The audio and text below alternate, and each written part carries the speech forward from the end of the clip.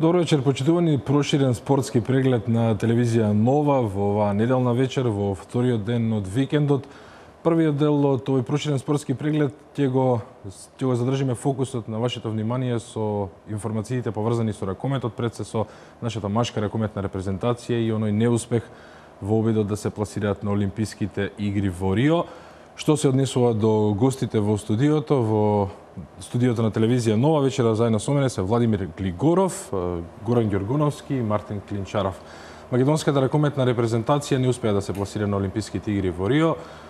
Она што се случи во Гданск, сите сакаме побрзо да го заборавиме, но вредно е да се спомене дека треба да се изанализира овој неуспех и да се видат сите овие проблеми кои што се случија со нашата репрезентација и да се донесе заклучок што понатаму. Пред да преминеме на анализата и разговорот посветен на нашата репрезентација, во живо од Гданск треба да имаме колешката Катерина Павлова Николовска со сите детали поврзани со нашата репрезентација и денешната победа против Чили и секако за еден завршен впечаток за она што се случуваше изминативе денови во Полска. Дамјан, македонската ракометна репрезентација квалификацијскиот цикл турнир во Гдајнск го заврши со победа против Чиле. Меѓутоа, овој триумф над чилеанците остана длабоко под сенка на сето она што се случуваше, почнувајќи од вчера вечер по поразот од Тунис, па се во текот на денешниот ден и секако завршувајќи вечерва со она што го најави Наумче Мојсовски, односно простувањето од репрезентативниот дрес. Значи, информацијата околу надпреварувачкиот дел е дека македонската репрезентација го победи Чиле, што значи дека со еден успех го напушта овој квалификацијски турнир. Меѓутоа, нашиот национален тим надпреварот го одигра практично со втората екипа предводена од Наумче Мојсовски, забележа повеќе од рутинска победа, така што сосема очекувано забележа триумф против чилеанците. Она што се случуваше понад преварот, а и денес во текот на денот беше она што го окупираше фокусот на вниманието на македонската спортска јавност. По дуелот, како што веќе и најавувавме во текот на денешниот ден, Наумче Мојсовски најави пензионирање, односно крај на репрезентативната кариера. Би било добро во продолжение првично да ја чуеме неговата изјава која ја зедовме веднаш понад преварот, како и изјавите на дел од неговите колеги кои пак имаат уште малку надеж дека тој би можел да се предомисли, па ќе се вратиме да објаснам што се случуваше потоа пак на пресконференцијата овде понад преварот. Па од моја страна дефинитивно мислам дека така и ќе биде, значи не е лош резултат. Јас најавив пред тоа, никој не очекуваше дека ова ќе се случи. Јас кажав после Олимпијадата, али не се случи таа Олимпијада која посакувавме. Разговараме со сите играчи, викат фер и коректно во јуни со баражот, али мислам дека тешко може ќе се надевам дека ќе учествувам да се опростам од македонската публика, али сега како поддршка на играчите, можда ќе сум на клупата, али секако мислам во тренер како да е после напревар, ова последно опраштај од нашата публика, мислам дека заслужив пред нашите фанови. 18 години не е малце, со млада и со кадетска репрезентација 20-21 година, така да имаш убави моменти, али ова последното, како што разговаравме со капитенот, не заслуживме вака да се опростиме, али тоа е животот. Оставаме работи на младите кои покажа дека можат. Све се поклопи од лошо издание на играчи до све, до тактички, до све, така да не знам што да кажам, така требало да биде, можеби сме сгрешили негде пред тоа. И колку и да боли ова што ни се случи вчера, мислам дека треба да се гледа секогаш во животот и во спортот напред, затоа што да не заборавиме дека токму оваа генерација тргна од нула и токму оваа генерација ги направи најголемите успеси, токму оваа генерација таа која што го донесе ракометот до ова ниво за да играме квалификации за една Олимпијада. Така да мислам дека треба да се има многу повеќе почит за оваа репрезентација и нема да дозволиме, лично јас нема да дозволам да било кој на било кој начин плука и го омаловажува и успех на репрезентацијата која што сите овие години беше наш лидер во спортот во државата генерално. Тоа не беше мој став даден во афект или од разочараност, тоа повеќе месеци го мислев, не дека, како што кажав, не го кажав тоа од разочараност, туку тоа е дека стварно веќе полого време играм со хронични повреди, стварно е тешко кога се игра така. Не можам да го давам максимум како што го давав порано, а излишно е да играм, а да не можам да давам максимум.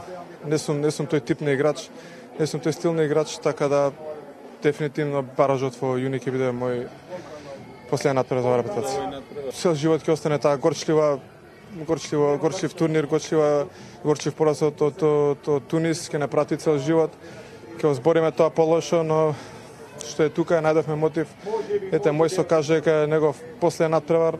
Ја искрено се надевам дека ќе го убедам да остане во баражот, да пробаме да се пласираме на светско првенство, да им оставиме се готово на подмладите ракометари, да дотидат директно на светско, да почнат од нешто не као нас од нула, од предквалификација, да се бориме да стигнеме до бараж за светско првенство.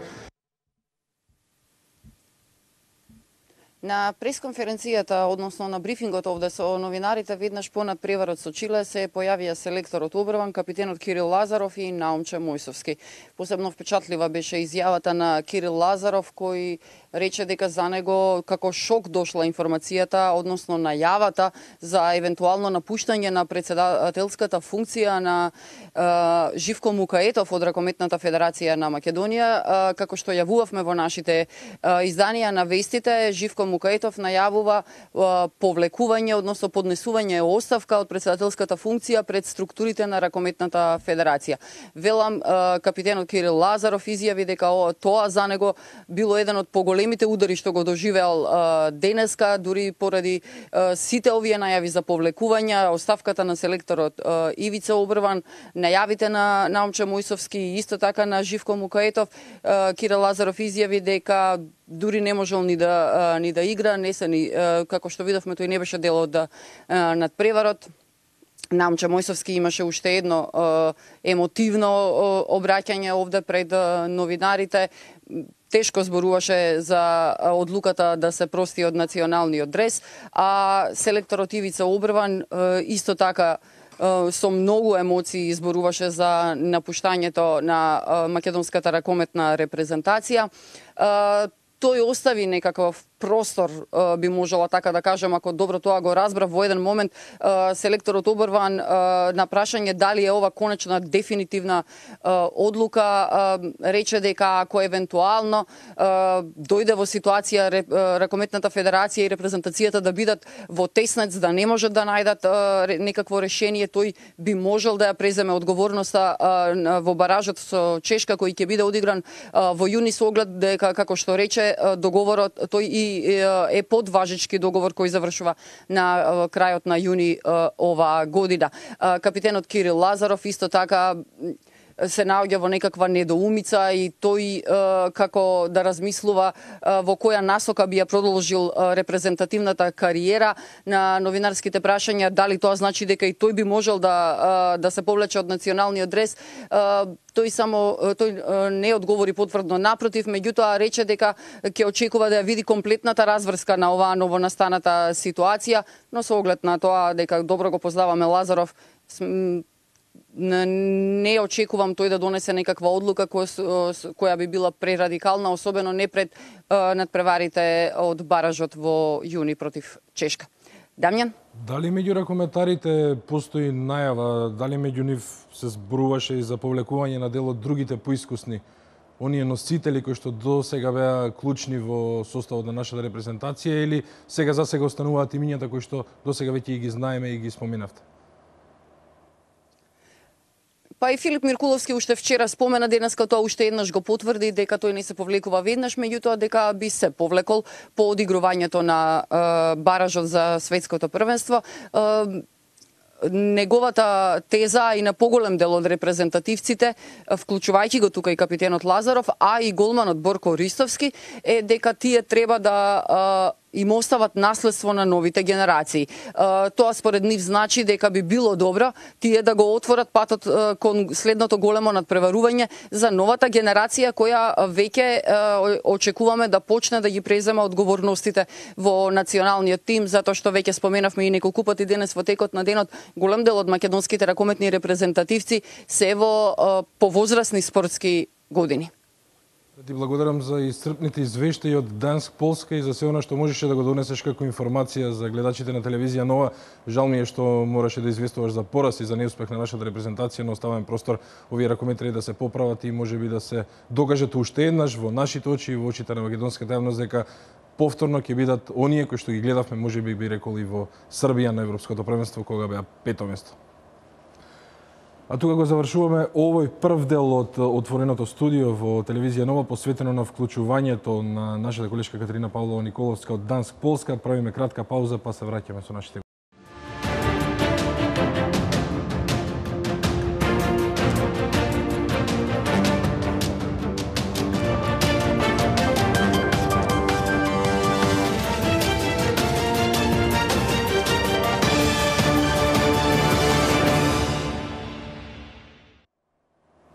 Се враќаме со ракометот, се враќаме во живо од студиото на телевизија Нова. Продолжуваме со гостите и со нивните ставови поврзани со и анализи поврзани со македонската машка ракометна репрезентација. Ќе започнам со Владимир. Слушнавме што се случи таму, знаеме кој се веќе реши да се повлекува, зошто се случи ова вака, што можеше да се предпостави од претходно, можеше ли нешто да се предвиди дека Македонија ќе ја снајде овој резултат, овој епилог во Гданск? Добро, ние нормално сите да бидеме разочарани од неуспехот да конечно да видиме една наша репрезентација од екипните спортови на Олимписките игри, меѓутоа не треба се од ова да правиме преголема трагедија и на некој начин да ги сведеме нашите репрезентативци, целата репрезентација на еден свој линч, така да кажам, и во оваа ситуација кога и тие се емотивно под стрес, ако да донесат некои избрзани одлуки кои што ќе бидат малтene на нивна штета, меѓутоа на поголема штета на репрезентацијата. Овој турнир што се одигра во Гданск на некој начин ми наликуваше на претходниот квалификацијски турнир во Шведска, што јас исто се плашев затоа што на овој турнир некако сами се победив. Тој психолошки притисок што го наметнаа самите репрезентативци од преголема желба, што е нормално за пласман на Олимпијада, од жукувањата на сите влюбеници во спортот, од спортски работници, цела држава, им наметна еден преголем товар кој што се пренесе во нивната игра. Истото тоа на некој начин мислам дека се случи и во Шведска, кога отидовме со еден одличен резултат од Европското првенство во Србија, каде што мотивацијата беше енормно голема и каде што составот на презентацијата беше исто така квалитетен како овој, меѓутоа не го покажавме она издание кое што го покажавме на Европското првенство. Затоа мислам дека на овој турнир по мене поголем проблем беше психичката стабилност на репрезентацијата, можеби подготвеноста да го издржи тој стрес на овие нокаут надпревари за да се пласира на Олимпијадата, а тоа вроди на порази од, не знам, неочекувани грешки, слаба реализација. Пред секој ќе направите анализа, ја мислам дека реализацијата е најголем проблем на овој турнир, затоа што и со надпреварот со Полска, посебно со Тунис во првите 15 минути, имавме промашување од изгледни ситуации и примивме голови и на брзина резултатот отиде во една негатива од 3-4 гола разлика и после тоа се наоѓате под еден притисок да бркате. Значи вложувате многу поголема енергија, физичка, психичка, емотивна и некако не успевате да го стигнете резултатот. Дури во моментите со Тунис кога дојдовме до -4, имавме промашување од идеална позиција. Значи многу подруго ќе беше кога ќе дојдовме до -3, значи веќе ние ќе бевме во една позитивна мотивирачка енергија, можеби Тунис во тие моменти ќе западнеше во некоја психичка нестабилност, меѓутоа тие прекретници ние не ги искористивме, а и со Полска исто беше така. Значи ние 9 минути ја државме Полска без постигнат гол, а во тој период промашивме пенали, промашивме зицери и наместо од -4 за Полска да дојдеме до еден гал или плюс 1, ние ги дозволивме на Полска во таа незина криза од 9 минути да го задржи тој резултат и после тоа да рутински да го одигра на прерод до крај. Горан, колку е тешко да се признае ваков пораз во спортската психологија или во самата глава на ракометарите? Има доста искуство, има доста титули на клубски план, знаеш што се големи надпревари, учествува, донесува многу резултати, а сега ги гледаме со солзи во очите по поразот од Тунис. Не само Кире, сите околу Кире. Колку можат да се вратат брзо после ова и дали воопшто може да се вратат? Кога ќе го носат националниот дрес? Така, ние видовме неколку мине од нив на телевизија изминативе 2 дена, сигурно на сите таму што се, не само како играчи и како логистика, како се, сигурно дека можам да кажам слободно дека им е најтешко затоа што сум бил во таа ситуација, особено за национален тим кога се работи, затоа што буквално знаат дека Македонија дише со нив, не навикна на позитивни резултати овие години. Она што сакам да го кажам е прашањето, да, тие се свесни дека изневерија во една мера. Но сакам да се надоврзам на она што го кажа Владо, точно е дека на одреден начин сме ние склони на правење некој притисок како нација, многу големи очекувања и тоа веројатно голем дел од нив не можеа да го издржат, да не речам сите, ама голем дел од нив не можеа да го издржат. И ете се покаже и со некој, ајде да кажам, некој бледи партии на огромен дел од играчите, и затоа мислам дека е илузорно да дискутираме во дел на тоа на интегрален ракомет или на тактика, затоа што стварно тука немаше што ново да се анализира, навистина беа лоши. Од друга страна, и тоа што го прашавте на Владо во делот зошто, како, сигурно дека може да се најдат причини во тоа што дел од нив и немаат добра минутажа во моментов. Дел од нив играат во тимови кои што ете повеќе губат и помал се победуваат. Дел од нив воопшто не играат, дел од нив веќе не се во најдобрите години и така натаму. Но и на претходното, ајде да кажам, не претходното, но последното големо теорија, можам да кажам она што го видовме од Обарван, веројатно понатаму ќе спомнеме и за тоа од селекторот, дека апсолутно никого не се обидовме да го изненадиме. Ова репрезентација со овај квалитет, кој што мораме да признаеме дека е ограничен, не сме ние Франција, не сме Шпанија, не сме Шведска, не сме Хрватска, ни Хрватска не сме сигурно. Не можеш никога да одобиеш ако се однесуваш на начин на како што ние се однесуваме, гледано од тактичка страна. Регламентната Федерација на Македонија може да добие и нов председател, може да има и промени во структурата на федерацијата. Селекторот најави оставка, најверојатно ќе добиеме и нов селектор. Колку тоа може да донесе нешто позитивно околу овој дух, би рекол, кој што во моментов е над Македонија и многу е тешко да се издува и да се избрка за да стигнеме ние до позитивна мисла пред да дојде баражот кој што не очекува за светското првенство. Биди предпоставувам дека првиот дел од прашањето е она најава на господинот Мукаетов дека ќе се повлече нешто што го најави и пред овој квалификацијски циклус во Рио, ако нема резултат дека ќе преземе одговорноста, посебно после она европско првенство во Полска, кое сите го анализираат дека е еден своевиден неуспех. Веројатно се однесува таа изјава дадена сега, предпоставувам и се надевам дека е во афект, сакајќи да го одржи својот збор да она што го изјавил претходно.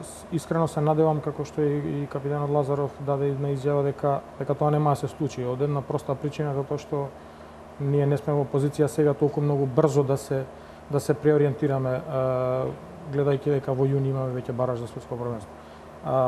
И ако гледано така, многу од овие работи кои се случија и кои се причина за овој, да го кажам, неуспех, иако Владо кажа дека не треба, и јас сум на став дека воопшто нема простор ние да го сваќаме ова трагично, ова не е крај на светот. Луѓе, една Германија немаше 10 години на ракометната мапа во Европа. 10 години. Германија која има Бундеслига. Една Шпанија 40 години не беше, не била пласирана. Франција има два циклуса лоши зад себе. Значи два лоши циклуса за Франција која е научена да освојува медали. Така што не гледам зошто ние правиме паника од ова дека утре нема сонцето да изгрее пак. Ние не сме во таква позиција да се однесуваме дека треба само да се појавиме негде и дека работата е завршена. Ние треба да работиме на се. Причините зошто е ова до тука дојдено се малку поголеми, не е еден проблем, малку е покомплексно, има и ракометни, ама има и неракометни случувања. Значи дел од тие ние ги имавме и пред самото тргање. Дел од тие кои се правеа за мене неразбирлив начин, како што е една пресконференција за откажување каде што Петар Ангелов Деви се простои национален дрес. Значи колку и да била таа да кажам искрено, доведе ситуација каде што се создаде немир. Непотребно. И од медиумите. Значи немаше потреба на 2 дена од тргање да се прави. Зошто не сега во вторник? Зошто не пред месец дена? Зошто не после месец дена? Значи тие се работи кои, меѓутоа тоа се работи кои за мене имаат својидна позадина. Јас така мислам. Меѓутоа, значи треба да се гледа покомплексно и заради тоа сметам дека сега не е време господинот Мукаетов да се откаже. Иако со дел од неговите постапки од почетокот, јас не сум се сложила лично. Меѓутоа, гледајќи, анализирајќи ги од 91 па наваму, условите со кои репрезентацијата ги имала некогаш и сега се далеку подобри. Не далеку подобри, туку сега репрезентацијата има апсолутно се. Ние имавме ситуација кога сме се доведували ситуација да нема мајци. Да нема мајци, бил и Владимир дел од репрезентација, бил и Горан. Да немало мајци, буквално да нема реквизити. Значи сега буквално имаат се одат со чартер на патување, сместени се во најдобри услови, имаат одлични феноменални услови за тренинг. Значи тие работи одат кон подобро. Така што другите услови покрај ракометните, она што е неракометен дел треба да се бара и да се анализира многу подобро. Јас би сакал, Дамјан, да кажам нешто околу тоа со Мукаетов, затоа што сум бил инволвиран во, додека тој не бил председател, со некоја друга структура на луѓе кои што исто така многу правеле. Значи се сеќавам многу добро 2006-2007 кога фаќавме залет за тие пресудни квалификации, бараш над превари пред Хрватска 2009, кога ние буквално во мизерни услови функциониравме како репрезентација, кој што тоаш јас како играч на Металург доаѓав во репрезентација и имав 5 пати полоши услови него во мојот клуб, кој што Металург сепак не го имаше достигнато тој. Да не збориме еден Кире Лазаров кој што доаѓаше од Веспрем во репрезентација и сам какви беа условите 2002 за баражот со Унгарија за светско првенство кога бевте двоец, кога бевме во Панорама, хотел Панорама распаднат. Беше собери карантин во хотел Панорама. Значи тоа муабетот за господинот Живко Мукаетов кој што не го познавам како многу, значи не сум имал можност и не сум сега инволвиран за да ги гледам во прво лице, али слушам од моите пријатели во репрезентацијата дека буквално тие имаат се што ќе посакаат од она што треба како логистика да го добијат во онај дел кој што е. Така да сакам да кажам дека апсолутно ќе биде погрешно не само заради тоа што имаме многу брзо надпревари од баражот, затоа што јас во моментов не гледам човек кој што на таков начин ќе го поддржи ракометот. И се јас зборам како човек што е задоен со ракомет, како човек што и натаму планирам да се радувам на ракометот во Македонија. Верувајте дека во моментов јас не гледам човек кој што на ваков начин ќе се однесува према ракометот. Навистина би било не треба да дозволиме сега во момент да се случи осомашката репрезентација, она што се случи со женската репрезентација. Екзодус моментален на искусните играчи, недоволно подготвени со недоволно играчко искуство на младите играчи кои што не можат да го носат тој товар на плеќева, кои женската репрезентација од една поволна позиција падна на самото дно. Ако направиме сега еден екзодус, значи да почнеме да бегаме да едно разочарување да дозволи да ни помати свеста и да оставиме репрезентацијата да пропаѓа сама, ние пак ќе се вратиме на самото дно. Вие знаете дека многу е тешко да се качиш горе. Многу е лесно да паднеш од таа позиција која си освоил. А сите играчи знаат со каква пот е доедено до оваа позиција што сега има машката репрезентација. Затоа треба да видиме. Да го надополнам во однос на тоа дека не треба да се сваѓа трагично. Треба да знаеме и да бидеме свесни кој друг спорт во државава учествува континуирано на светски и европски првенства. Кој е тој друг спорт? Ние немаме. Значи сите оние кои ги читаме последниве 2 дена како ги напаѓаат и ги плюкаат репрезентативците, треба да се запрашаат каде ние на друго место сме, каде во кикбокс, во мечување, во куглање, каде држава е представена негде во светот, освен во ракометот. Во што во 9 во светот. Значи треба да имаме малку по голема свест, посвесен пристап и поголемо разбирање пред се за се она што го има до сега направено. Мора да направиме на кратка пауза за да ги испочитуваме нашите спонзори, а потоа се враќаме на оваа.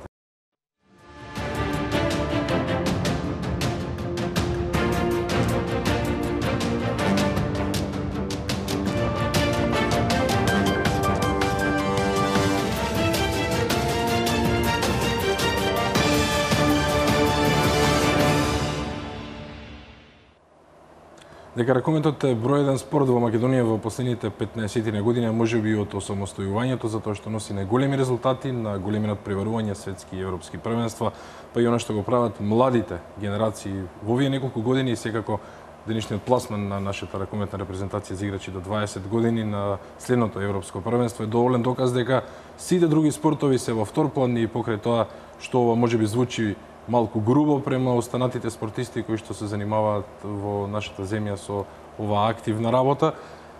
Ќе се вратиме на ракометот, ќе се вратиме на играчите. Многу пати досега морам да забележам дека дел од ракометарите премолчуваат работи кои што се случуваат во репрезентацијата, знаат на нас новинарите да ни се пожелатно да кажат дека не е сега време. За тоа не сакаме да нарушиме атмосферата. Споменавте за Диви, го направи тоа што го направи пред патувањето на нашата репрезентација во Гданск. Имавме претходно многу шпекулации во многу медиуми и од дел од ракометарите, двојни изјави давани од каде што се кажува дека некој не треба да биде во таа репрезентација, некој треба, не секогаш селекторот одлучува кој ќе игра за таа репрезентација. Често пати, па и по она што се случи на последното европско првенство, во мој разговор со Кирил Лазаров на прашањето што се случи, зошто имаше потреба од такви превирања во репрезентацијата, каде пукна тиквата, добив одговор дека не е сега време за тоа, понатаму ќе го решиме, треба да се анализира, треба да се консолидираме како тим и тоа е се правилно до моментот кога истите ракометари ќе побараат повторно поддршка од јавноста, која што ги бодри, ги следи и ги сака и полни сали, им дава аплауз, треба да се погледнат во очи и да кажат што навистина се случи и дали треба да се признае грешката што ја имаат во сооблекувалната или треба да остане во сооблекувалната? Види, сега, ако така гледаме, ние од 91-а наомо ги имаме истите проблеми. Тогаш не било медиумски толку покриено, немало социјални мрежи, па не се знаело. Значи, ако тргнеме така, стално имало, дали требало... Нормално е да има такви проблеми во спортот. Дали требало Алушевски да игра пред Златко Димитровски или пред Гоце Макаловски? Дали требало да игра Боро Чурлевски пред Томче Петревски? Дали требало Кире Лазаров многу порано да го земе местото на Дулен Новокмет? Значи, тоа се провлекува ни за години од самиот почеток и тоа е не само овде. Тоа Франција го има истиот проблем. Го имаше проблем со Жером Фернандес Франција пред 6 месеци. Значи, не е само тоа тука. И само кај нас тоа се како и овој неуспех се прави, се предимензионира, се прави од ништо нешто. Значи тоа стално ќе се провлекува дали Филип Лазаров играл не заради своите квалитети, туку заради брат му, или малиот Златко Мојсовски играл заради постариот Златко Наумче Мојсовски во репрезентација и така натаму. Ама од тоа не се прави драма, многу поголеми играчи, која веќе се враќаме на темата Диви, многу поголеми играчи во македонскиот ракомет во историјата на Македонија се откажале, се пензионирале. Па не правеле драма од тоа. Не правеле. Јас прашав зошто сега? Зошто тоа не беше пред 6 месеци? И тогаш не беше земен. Зошто не се чекаше да помине ова, па да биде искрено? Значи, зошто 2 дена пред ова? Затоа што некои медиуми го презема и направија сцена од тоа дека ракометарите директно од тренинг испотени дошле да му дадат поддршка, а дека било само одбрано друштво, дека некој. А знаеа дека во исто време капитенот на кој се лудираше дека не дошол да го поздрави Диви, капитенот беше во Ситимол во исто време правеше през за својот втор ракометен камп. Значи тоа тие го знае, ама свесно го злоупотребија за да направат немир за одредена структура да плюка по дел од репрезентативци. Значи тоа не е случајно направено, тоа е свесно направено. За да се створи еден плюс додатен притисок да дојде до неуспех, за да можат сега одредени структури да викаат ете, вие рековте ако нема неуспех ќе се повлечете. За сега да го одржи зборот Мукаетов треба да рече да ја реков и ќе се повлече. Колку балканскиот менталитет влие, колку е тешко да се согледа дека Македонија има квалитет, дека ние не сме веле сила. Колку е тешко да се прифати дека Македонија има клупа, но не е силна како на Шпанија.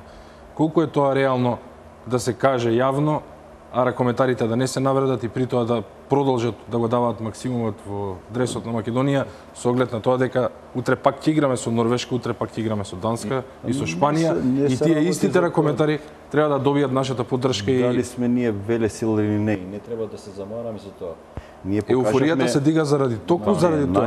Нашите ракометари досегашни што се во репрезентацијата што били се покажале дека може да се носат со многу посилни репрезентации од нас, со многу поголемо педигре. Значи не можеш да бидеш ти веле сила за да поседуваш или да покажеш некој квалитет. Точно е можеби дека во однос на некои репрезентации сме потенки заради тој некој ростер или помал број на квалитетни играчи од повисок калибар што они го поседуваат.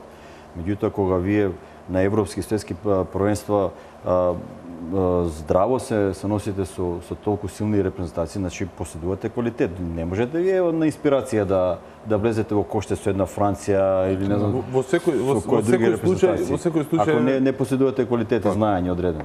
Во секој случај ние не сме репрезентација од прв ешелон. Нема кој да се лути тука или не. Ние не сме репрезентација од први 6-7 репрезентации, тоа не е ништо што ова и токму напротив, заради тоа што не сме и овие играчи, јас спомнав пред малку дека сме репрезентација со ограничен квалитет. Значи, може да игра со секого, ама може да изгуби од секого. Проблемот е што од 2009-2008 кога Исланд овде падна, значи во Борис Трајковски, до денес, значи ние сме имале селектори од типот Ико Темелковски, Звонко Шундовски и така натаму. Од кога е селекторот обарван на селекторската позиција, ние немаме добиено репрезентација од топ 10. Не се работи само за добиено. Немаме одиграно, немаме добиено. Не се работи за добиено само, се работи за тоа дека без разлика кој бил селектор, досега внел нешто свое, минимално. Без разлика дали внел некој играч по своје убедување, промовирал некој нов играч. Ико Темелковски силом прилика го промовираше Горан Ѓоргоновски, кој имаше 98% реализација на шут на светско првенство во Хрватска. Ама го промовираше. Ама и си имаше свој стил на водење, сега тоа правиме муавет. Ние кај Ивица Обрван од кога е во 2 циклуса, 3 вклучувајќи и квалификациите, не видовме квалитативен исчекор. Никаков. Нит во однос на полуконтра, нити во однос на одбрана. Тоа што го имаме претходно, го имаме и сега. Исто игра. Дури што мене ме изненади ова против Полска, што не може да најдам смислата и уште не можам, таа одбрана. Со која Велко Марковски играше негде центарфор, напред на центар, а го напаѓа човек кој е лево крило и кој е 4 пати побрз од него. Уште не можам да најдам смислата и ние отвараме утакмица, отвараме надпревар против Полска со 5-1. Тешко ние бркаме резултат. Ние не сме репрезентација што може да брка резултат. Против никого, ни против Чиле не може да бркаме ние ако сме во минус. Значи затоа што ни создава нервоза и тоа што го кажа Владимир на почетокот, тие промашувања таму доаѓаат. Затоа што ние не знаеме психички да се носиме кога треба да бркаме. Ама тоа значи дека не сме доволно поставени тактичко, технички сме лоши, тргаме без подготовка. Ние, ќе кажам, тројцата ги пратиме сите тренинзи на репрезентацијата. Од кога е обрван. И претходно. Ние сега не видовме за секој циклус, не видовме ништо за кое се подготвува. Ние ги знаеме противниците и на европско и на светско, ги знаеме однапред. Ги знаевме и сега противниците. Ние не видовме ништо што спремаме за некого конкретно. Ништо. Одиме така со тоа што го имаме. Знаеме дека тие сме, одиме таму, ако биде добро, ако фати Борко 20 топки денес добро, ако не фати ќе изгубиме. Значи така не се оди во, така не може никој, против никого, против мало, сега да се собереме, ние не може така. Дури играчи кои што сериозно чукаат на вратата на сениорска репрезентација и заслужуваат минутажа како Филип Кузмановски, кој што ете ова прилика и можам да искористам да го пофалам затоа што патуваш 1300 км синоќа и излезе на терен и изигра една симултанка од она што го слушнавме. Значи дури и него не можеме да го промовираме. Зошто? Затоа што она што го кажа Владо претходно, ако ние мислиме дека 5 играчи од овде ќе си одат сега во јуни и дека ова Македонија ќе чека уште 10 години да се пласира на некое европско, светско таму, тоа е, значи ние не сме научили лекцијата од 98-2008. Никако државата не смее да дозволи од овие 6-7 играчи повозрастни, сега да не ги набројувам, Митков, Јоновски, Миркуловски, Лазаров и не знам уште кој, да не заборавам. Ако мислиме дека треба да ни се откажат сите, значи ние буквално ништо не сме научили. Кој сака да се откаже? Еве, дури мислам дека Мојсовски, познавајќи го 25 години. Значи од Струга кога од прв ден почнавме да тренираме до денес, познавајќи го каков емотивец е, така и го играше ракометот. Мислам дека ќе излезе на терен во јуни, ако денес најави така. Убеден сум дека ќе излезе во јуни, затоа што е голем другар, затоа што е голем јунак. И не само заради тоа, заслужи пред македонската публика да добие аплауз овации и тука да Баражот мора да го помине. Ако веќе мора да изиграме со најдобар состав. Премостување на млади со значи на постари со помлади играчи мора да биде етапно. Значи во еден одреден период на млади да им оставиме еден меѓу простор заедно со искусните играчи што ќе останат и што ќе можат барем уште наредниве 2 години или 2 циклуса за светско и европско првенство да изиграат и со нив да ги влечат. Значи затоа го спомнав Кузмановски, тука е италијански, тука е Крстевски се наметнува, Велковски, Пешевски. Значи зборот е. Значи јас би сакал да го видам Кирил Лазаров со Кузмановски кај што таа бековска линија би изгледала многу подобра за година дена. Тоа што ние не успеавме како публика да го видиме Манасков Лазаров, борам за Пепи Манасков, што не успеа барем година дена да одиграат двајцата во репрезентација, за Кире како играч кој доаѓа да го добие тоа искуство што Пепи го имал и претходно во репрезентација. Затоа е сега важно барем година дена Кире да го има таму за овие кои доаѓаат Кузмановски, Талевски, да го имаат неговото искуство и начин на игра, да им го пренесе за потоа тие да превземат. За да се ослободат они од тој притисок како помлади играчи во друштво на веќе прекалени борци, да се ослободат тој притисок и да можат да превземат одговорност во текот на надпреварот, дека тие не се само тука за да додадат или довака, него треба и да направат нешто. Значи, затоа им треба помош. Јас сум убеден дека ако направиме истата грешка како со женската репрезентација, ќе го изгубиме ракометот. Ќе изгубиме и машката репрезентација. Тоа не е така едноставно, затоа што со губењето на континуитетот, ние сега годиниве имаше Металург успес, еве го Вардар сега има успеси. Со тоа ние добиваме квантитет на деца. Значи во Македонија моментално тренираат убедливо најповеќе ракометари деца што се на возраст. Ама тоа значи нови деца, не е така едноставно. Значи селекцијата се подобрува. Значи дека тие деца што веќе на како квантитет ги имаме како бројка, дека од тие треба да се бара квалитет, ама во исто време да им се даде шанса. Ако не им се даде шанса на 16-17 години веќе да почнат во првите екипи, тогаш готово, тие сме ги изгубиле. Значи сега исто и ова важи за Талевски, за Кузмановски, за Танковски, за Мартин Велковски, оние кои се дел од таа генерација. Ако Металург ги користи моментално само за сликање и за промоција дека ете сме стигнале, а не им даде шанса утре во Лига шампиони, во домашно првенство, во сеха лига, тогаш тие не може да очекуваме ние ништо нити на клубски нити на репрезентативен план. Значи тие не може само да викаме еве ги таленти се до 28 години. Таленти се на 20 години. После више тоа се пропаднати играчи. Има 5-6 млади играчи со голем потенцијал, можеби се и 7 според моје обидување, на кои што треба во наредниве година-две да им се даде акцент за да го стекнат таа играчка зрелост, значи со јаки противници, заедно со постарите што се однесува во репрезентативниот дел, со постарите репрезентативци, за да можат понатака да се произнесат и да го продолжат овој континуитет што оваа генерација значи го направи во изминативе 10 години. Меѓутоа, заради тоа пред се треба да се зголеми квалитетот на домашното првенство, треба да се зголеми квалитетот на младинските лиги, да се зголеми бројот на надпреварите во тие лиги, затоа што со 10 надпревари 12 во една сезона играчи не се видов. Ништо, ама и треба да се регулира. Не може да имате екипи од домашно првенство кои кубурат со буџети, кои го разговараме пред емисијата, а во исто време купуваат тунижани, мароканци, марсовци, трошат пари на тоа, а во исто време не ги преферираат домашни. Како ќе создадете играч ако не му дадете шанса да игра? Играчот се прави со играње, не се прави со тренирање, може да тренирате 48 сата. Со нешто надпросечен квалитет. Ја насочивме дебатава на кај клубовите, ама неминовно е затоа што репрезентацијата не од таму се храни, црпи. Значи, можеш да остави селектори и Бернт Йохансон сега, ако има ограничен број на играчи, тие се играчите. Токму тоа беше и разговорот пред емисија, дека имаме екипи во лигата кои што навистина имаат скромни буџети и тие скромни буџети ги користат неадекватно. Може би регулатива треба да се направи, дека секоја екипа мора да има од 1% од својот буџет да насочи токму на ова, да биде како, значи, уредено со некој ова. Така да ние навистина, го спомна Мартин Металург, дека има, овие сите играчи што ги спомнавме се на ваков и таков начин дојдени од Металург или во моментов се, значи Металург ги препознал, ги донесол од Битола, од Крушево, од Струга, ама пак тука се и Металург е пак каков таков е позитивен пример што правиме со другите.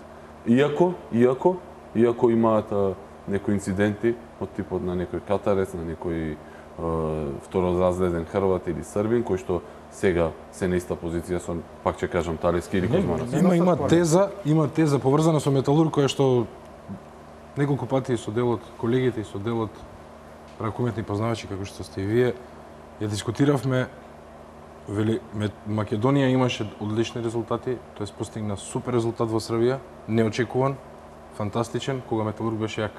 Кога Металург го држеше костурот на репрезентацијата, по големиот дел од играчите играа во еден клуб, играа во Лига на шампиони за тој клуб и од тука одеа во репрезентацијата и се враќа и има минутажа македонците. Сега имаме поголем проблем во однос на тоа. Вардар има двајца тројца, од кои што едниот е капитен, а нема многу шанси, би рекол за игра само во Сеха. Дејан Манацков не го видовме од кога се врати реално да блесне за Вардар. На повеќе надпревари Стоилов игра, па има проблем со повредата, па потоа да бидеме реални, никој не игра, значи реално, никој не игра. Зошто не игра? Вардар е приватен клуб, Вардар има своји амбиции, ние можеме да збориме за нашите интереси, збориме за интересите на Македонија. Вардар е приватен клуб и си оди како што мисли дека треба да си оди и тука никој не може да му замени. Вардар го промовира македонскиот ракомет и нема збор за тоа. Колку тој Вардар е добар за Македонија. Тие во моментов не добиваат минутажа, зашто мора да се оправда со резултат. И Пелистер своевремено, и Јафа Промет своевремено, и Борец Велес го промовираа македонскиот ракомет. Со домашни играчи. Имаше лимит за тројца странци. И произведуваа играчи. Значи, тие играчи од таа генерација, од Иван Марковски, од Александар Зарков, од Златко Димитровски Стечел, од Томе Петревски и ред други, биле произведени тука, не биле произведени негде на страна, па ги донел некој за да играат за Македонија. Значи, муабетот е што е постаро јајцето или кокошката. Значи, ако немате јака лига, ако немате лимит кај што ќе играат своите играчи, нема да имате јака. Значи, она што го вика приватен клуб, тоа е во ред, ама регулативата ја штити ги штити домашните играчи. Ако на Вардар му се исплати за Лига шампиони да чува 20 странци, нема проблем. Ама регулативата дома мора да биде таква. Значи, ние го изгубивме тоа во оној момент кога Кометал стана таков како што стана. Затоа што не се исплатеше да ги чуваат на трибини за домашно првенство, бидејќи тогаш немаше Сеха, мораше да го отворат и да го скинат тој лимит странци и го отвори. И од тука натаму ние сме депонија мимо ова, значи Вардар не го мешаме каде што се вложуваат пари, каде што има квалитет. Све останато беше депонија на шесторазредни српски играчи, хрватски играчи, по некој залутан странец од вамте тамте кој што не можел да најде клуб или бил повреден. Значи вие имаме сега скоро пример кај што Металург го донесе Давид Шпилер кој на сон немало да дојде во таков Металург. Ама човекот имаше проблем, рамото му требаше да се рехабилитира. А во исто време ние викаме и имаме таленти, еве ги овие се таленти, а носите играч кој не може да шутне, Кој што игра во втора лига Хрватска моментално. а ви држи место на еден од тие таленти кои губат една сезона, втора сезона, трета сезона и после тоа само им поминува времето. Значи, за тоа се работи, таа регулатива дома се штити. Значи, еве еден пример од овие кои играат тука на овие квалификации, како како Бахрейн, кој никој не го познава, има лимит. За странци, пази, Бахрейн се штити. Наместо да пушти за да добие искуство, Бахрейн се штити, има лимит на 20 странци.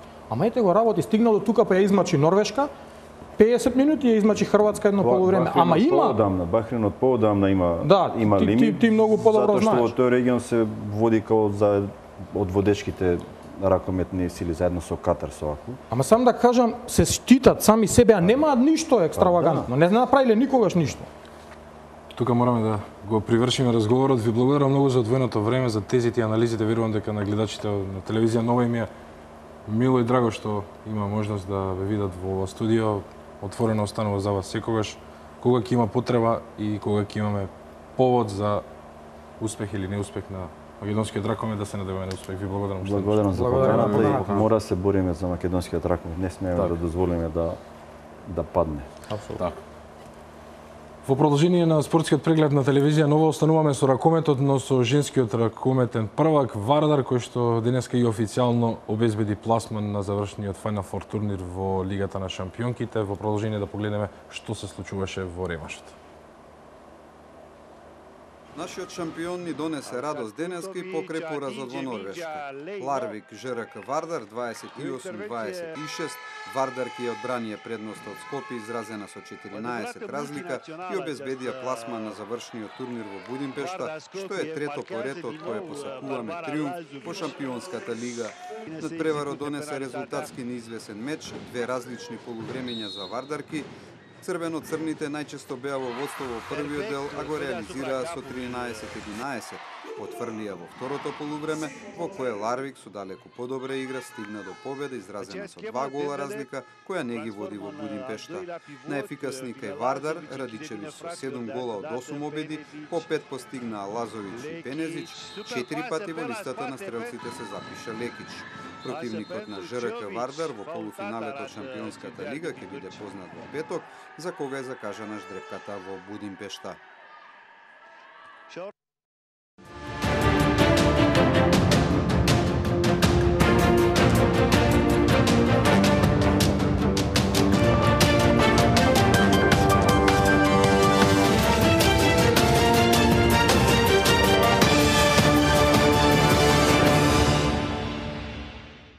А во домашното фудбалско првенство денеска беше комплетирано 26-тото коло, кое што го одбележи поразот на Вардар во Кратово. Разликата меѓу Вардар и Шкендија на првенствената табела сега е 2 бода. Ова по комплетирањето на 26-тото коло во нашата најсилна фудбалска лига. Актуелниот првак и лидер на табелата Вардар загуби на гостувањето кај Силекс и покрај тоа што црвено-црните беа носители на фаворитската улога, кратовци се покажаа како цврст противник. Домаќинот поведе преку Пановски, Вардар возврати преку Грнчаров, а Неделјкови се погрижи домаќинот да води со 2-1 по првото полувреме. Во вториот дел по еден гол на двете страни и црвен картон за Хамбар Џумјан. Сумирано Силекс се бореше за 11-тата сезонска победа и на крајот успеа во својата намера. За Вардар ова беше втор сезонски пораз. Шкендија без поголеми проблеми ја совлада Ренова со 3-1 и Бреми Радески и Хасани беа стрелци за домаќинот. Скендери на 10 минути до крајот од средбата се избори за ублажување на поразот. Со оваа победа Шкендија дојде на минус 2 бода од Вардар во преслед на следното коло во кој ќе игра против лидерот на табелата. Со евентуална победа на Филип II во Скопје, титовци ќе ја превземат лидерската позиција на табелата. Работнички со головите на Илмас и на Алти Пармаковски без поголеми проблеми го совладаа Хоризонт Турново со 2-0. Металург со овој резултат беше подобар од Младост Царедвор, а во Кичево, Шкупи и Брегалница ремизираа 2-2.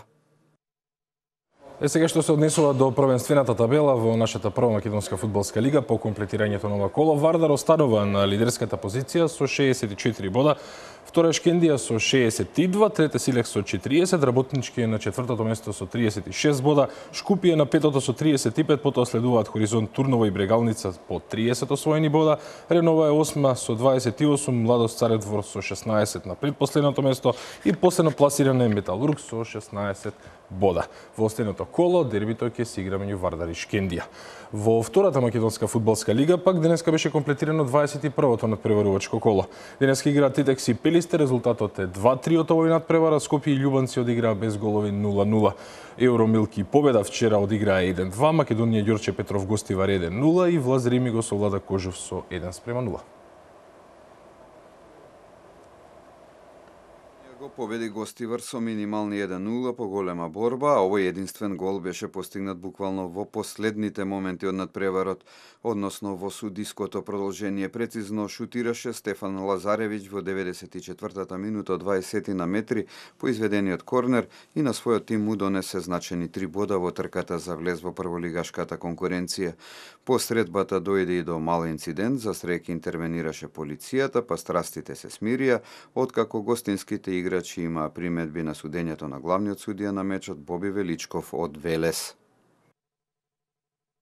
Доминација на хрватските и на украинските надпреварувачи, забележителни резултати на Папзов и Мирчевски. Ова го одбележи традиционалниот икас турнир на матка. Повеќе за овој настан, но од извештајот на колегата Горан Андов. Заврши 48-тиот линденски кајак слалом, кој викендов се одржа на матка. Преку 100 надпреварувачи 14 земји зема учество на традиционалниот кајак турнир, кој преку квалификационите, полуфиналните и финалните трки го дадо и конечниот епилог на овој голем спортски настан.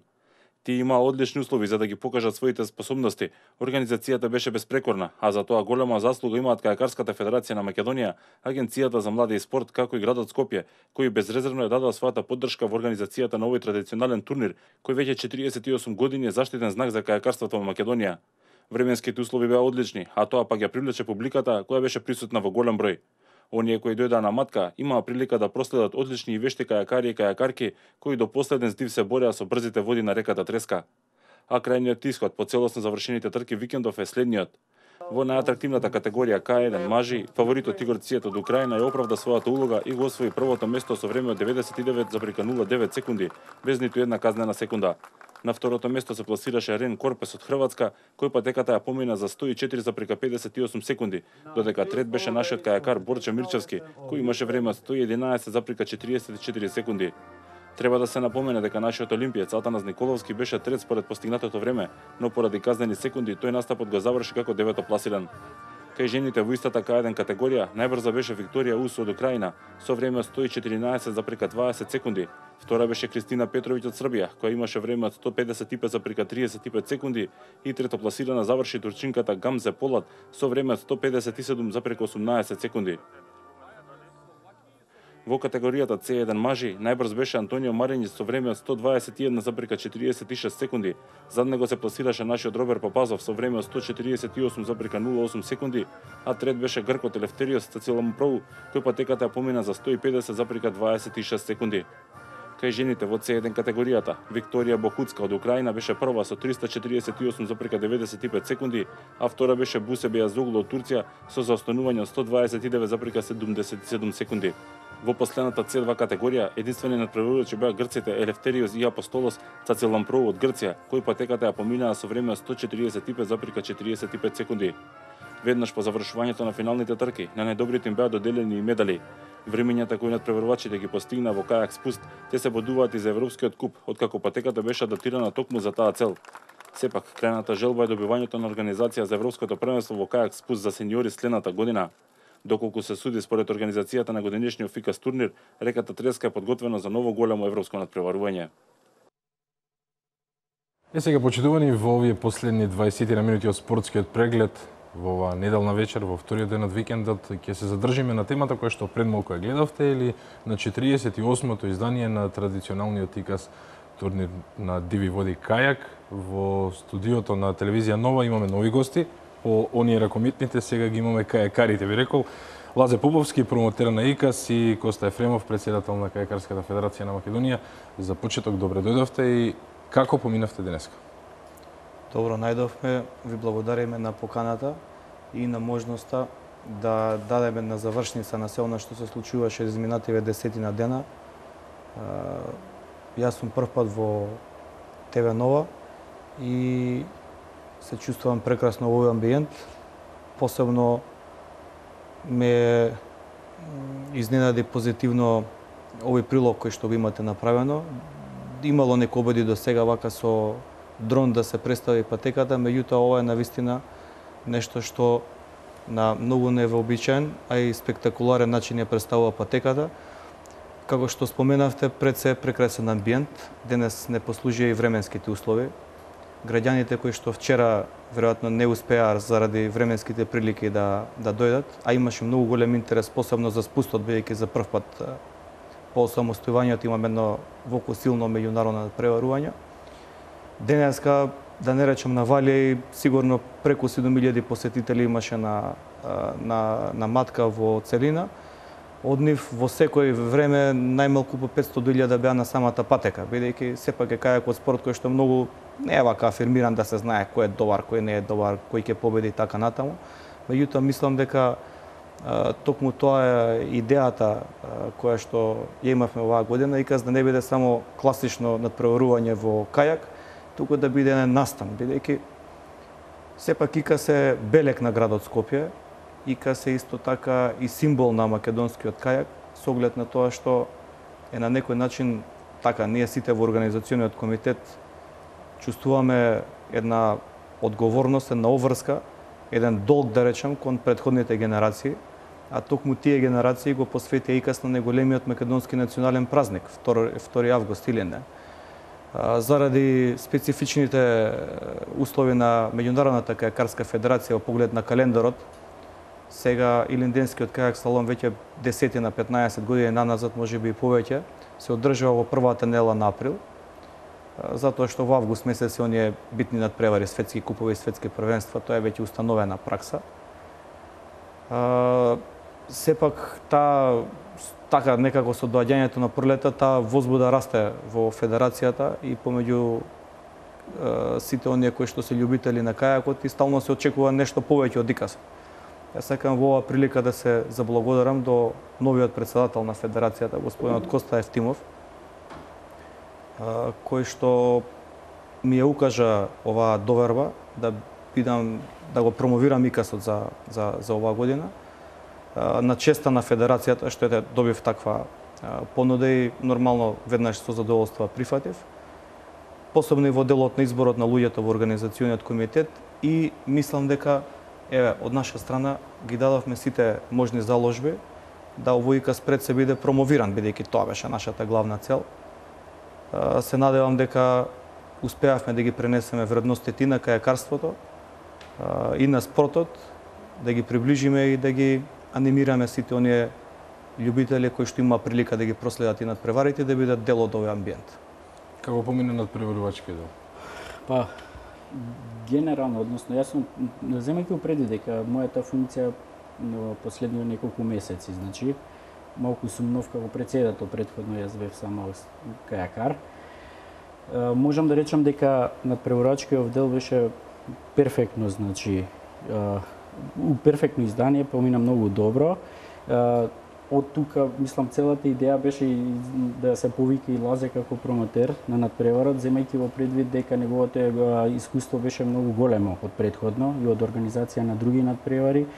Па делот на, значи, на промоцијата и самиот надпреварувачки дел беше препуштен да го води Лазе, со тоа што по последните комуникации што ги имав со надпреварувачите од кога завршија надпреварите, они изразија големо задоволство, значи земајќи во предвид дека ова е више 48 издание, ова се више нови генерации, постарите генерации се смениле. Ова се нови надпреварувачи кои што тек во иднина и повторно ќе ги гледаме тука на овие надпревари. Надпреварачкиот дел во спуст исто така самиот делегат на надпреварот кој што беше Црнковиќ изрази големо задоволство од организацијата на Европскиот куп во првиот ден, па ми ја довери таа, како да речеме, не ја довери, туку више и ни загарантира дека наредната година ќе бидеме и организатори на Европското првенство во спуст за сениори, како што беше најавено, што е голема чест, значи, за нас. Но и успех. Да, и успех, но со самото, значи, таа доверба да ние бидеме организатори на тој надпревар, он ни стави, значи, не стави во ситуација да више од утре, да ние мораме да почнеме напорно да работиме и да се спремаме, затоа што сепак организација на Европско првенство си бара до подолг временски период, значи бара многу поголема логистика, имаме тука за колку толку да се досреди и самиот центар, значи делот на самиот комплекс каде што е стационирано, значи жирито кај што се стационирани, значи надпреварувачите, треба да се доуреди малку патеката, но сепак, мислам, со оваа екипа што имав у овие неколку дена што работевме напорно последниве неколку дена, мислам дека ние може да направиме многу поише од тоа што се бара од нас за наредната година. Од делот на слаломот, значи, тука више нема што многу да кажуваме. Надпреварувачите, значи, секако дека беа задоволни. Овие генерации сега у слалом што дојдоа, значи се некои од кои што предходно нивните родители го преднастапувале на предходните линденски кајак слаломи, им кажувале, значи, за самата убавина, за самата патека, и тука дека е можеби во моментов и една од ретките природни патеки, би сакал да напомена, бидејќи слаломот претежно сега се вози на вештачки патеки и затоа е малку поспецифична самата патека и имаат голема желба да дојдат да се надпреваруваат на оваа патека, само од тоа што самата вода и самата конфигурација на патеката е поразлична од вештачките патеки.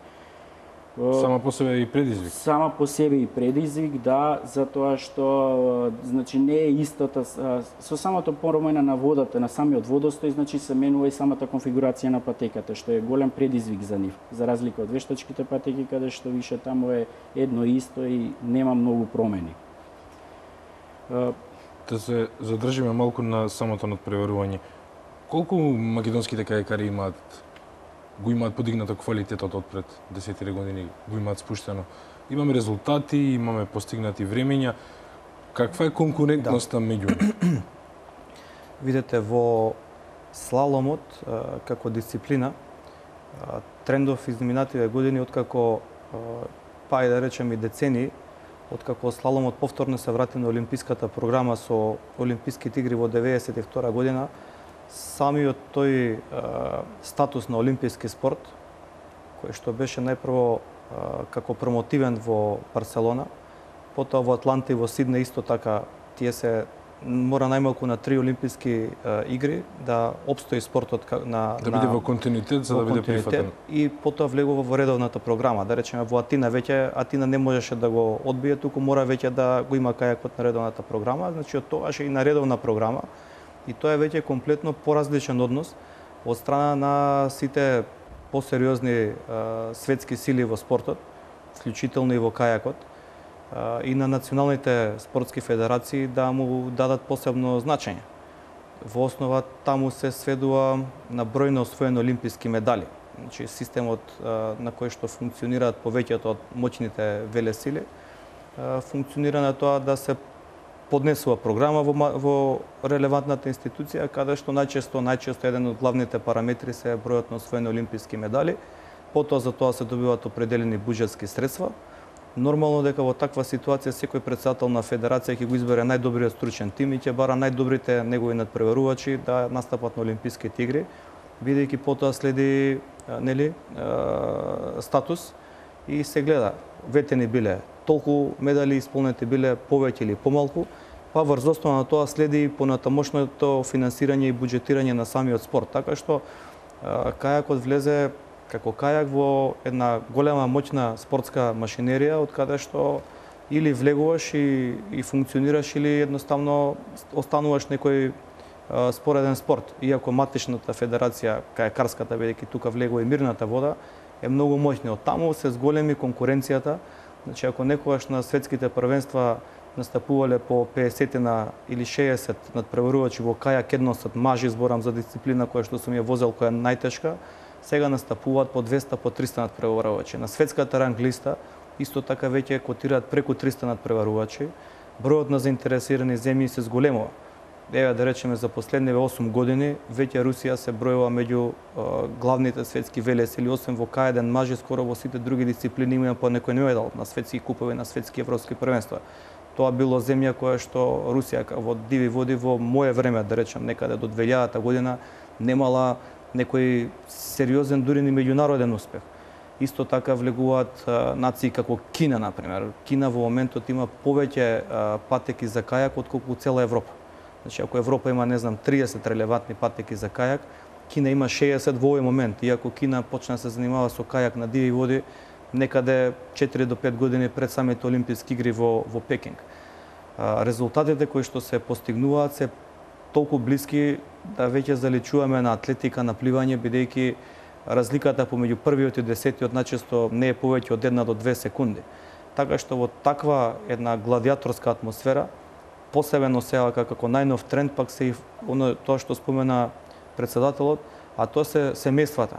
Сега има успешни семејства пред 10 на 12 години, луѓе кои што освојувале медали на светски и на олимписки игри, веќе нивните синови и ќерки во матичните држави влегуваат во битка за медал. И тука се опрашање веќе многу големи финансиски средства, многу големи залози и многу силна конкуренција. Многу е тешко да се успее.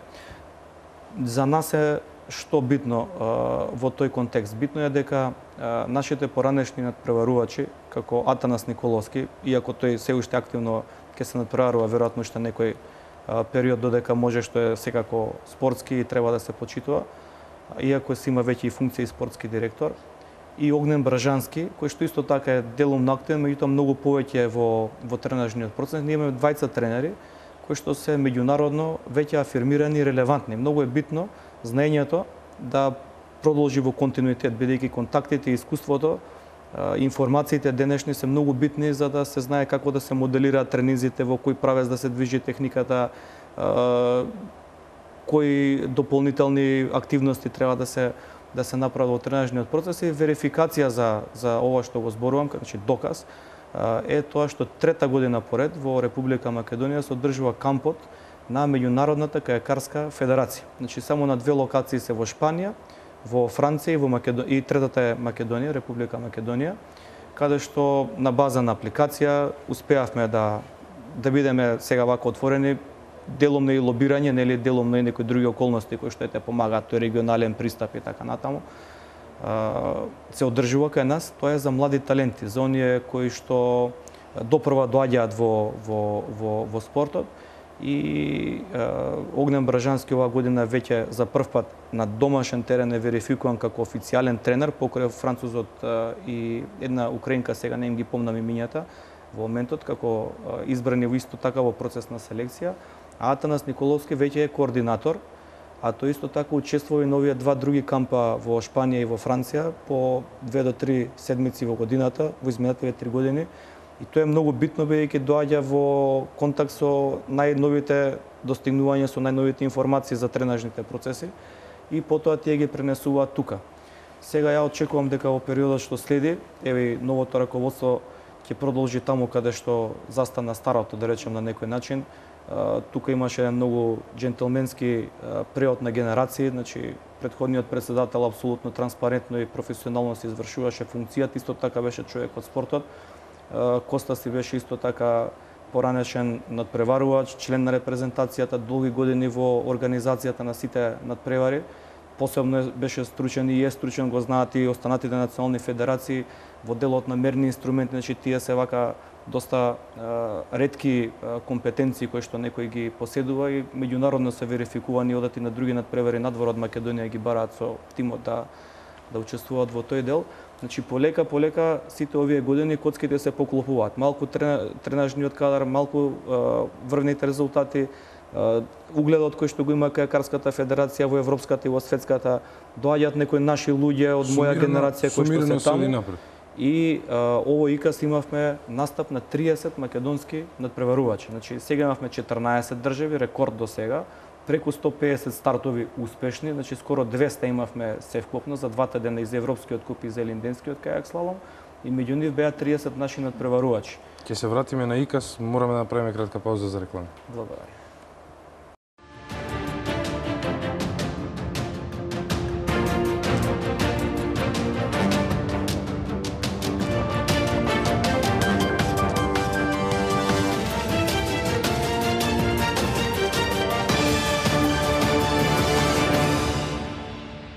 Уште една успешна приказна за македонскиот спорт супер завршница на 48-то издание на ИКАС. Доправа Македонската кајакарска федерација ги очекуваат уште многу настани и многу активности. Што наскоро може да очекуваме од вас? Повака се со самото преземање на функцијата си ставивме ние некои цели, имаме некоја стратегија, да се како да се анимира што е можно повише од тука и затоа и напоменав дека се обидов, односно и се обидувам да ги вклучам и постарите генерации кои што и се излезени од кајакот, да се вратат назад, да дадат некој принос, нивното искуство да се искористи, затоа и го контактирав Лазар Поповски да помогне земајќи во предвид неговите настапи на олимпијадите, самите помлади генерации го знаат како олимпиец, им е многу некако полесно да се анимираат децата, се прави некоја стратегија да се направи поголема анимација на децата, да се повлечат повише млади во кајакот, а повише поопширно Лазе може да ви каже и за самата стратегија која што е планирана, за тоа што како промотор на целата таа стратегија е Лазе. Од тука може и да ви даде повише насоки како сето тоа го планираме. Кои се следните проекти? Кои се следните чекори што ќе ги видиме? Најпрво е да раководството има идеја да направи една нова стратегија за развој на кајакот, во која што клучно ќе се стават акцент на младите категории. Двајцата наши тренери да ги преземат сениорските и јуниорските екипи и со нив да се обидат да направат што се можни подобри меѓународни резултати. Имаат оваа година сериозни надпревари европско првенство. А другата структура на луѓе, не сум само јас анимиран, се повеќе, една поголема критична маса на луѓе, кои што би требало да го промовираме спортот помеѓу најмладите и тој проект го подготвуваме, ќе оди на управен одбор, повеќе луѓе се вклучени, сакаме да направиме едно така добар проект кој што ќе се одвива на територијата на цела Република Македонија и за кој што ќе се појавиме во доста краток временски период. Сакаме што е можно повеќе наши деца, млади, во младинските категории да пробаат кајак. И тоа да го направат бесплатно, за почеток да се запознаат со самиот спорт. Меѓутоа, повеќе детали во тој дел ќе дадеме во некоја следна прилика. Јас ви благодарам за оваа прилика и за одвоените информации за гледачите на телевизија Нова. Студиото остава ново отворено за се она што доправа не очекува поврзано со македонскиот кајак и со македонскиот спорт. Благодарам уште еднаш за одвоеното време. Благодарам и ние на поканата. Почитувани на вас ви благодарам за одвоеното време и за се она што имавте можност да го видите заедно со нас. Се надевам дека сте задоволни од ракометната анализа, од прегледот од домашниот спорт и секако за она што го слушнавте поврзано со ИКАС 48-то традиционално издание. Тука го завршуваме ова спортско дружење и ви најавувам уште една вакво долгометражно, но во следниот викенд.